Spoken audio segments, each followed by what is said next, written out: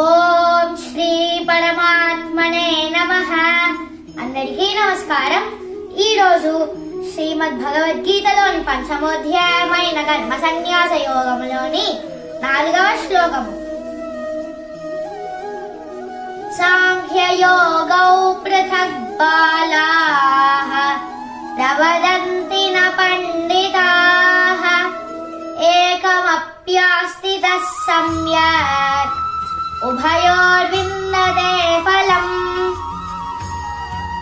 భావం: శ్రీకృష్ణ భగవానుడు అర్జునుడితో ఇలా పలికిను: అజ్ఞానులు మాత్రమే సాంఖ్యము అనగా కర్మ సన్యాసము మరియు కర్మయోగము అనగా భక్తియుక్తముగా కర్మలను ఆచరించడము భిన్నమైనవి అని చెప్తారు. కానీ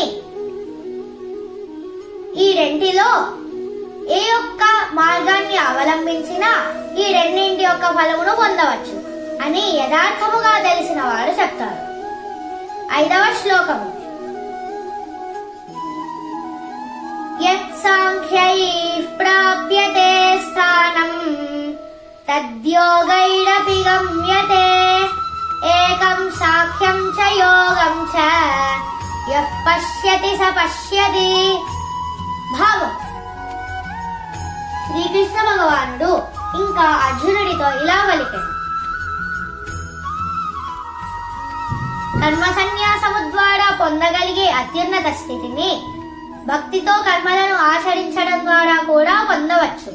కాబట్టి కర్మ సన్యాసము మరియు కర్మయోగము ఒకటే అని చూసిన వారు నిజంగా ఉన్నదున్నట్టు చూసినట్టు. 6వ శ్లోకం. సన్యాసస్తు మహాబాహో దుఃఖమాప్తుమయోగతః యోగయుక్తో మునిర్బ్రహ్మ నచిరేనాధిగచ్చతి. భావం: శ్రీకృష్ణ భగవానుడు ఇంకా అర్జునుడితో ఇలా పలికెను: భక్తియుక్తముగా కర్మలు ఆచరించకుండా పరిపూర్ణ కర్మ సన్యాసమును చేరుకొనుట చాలా కష్టము.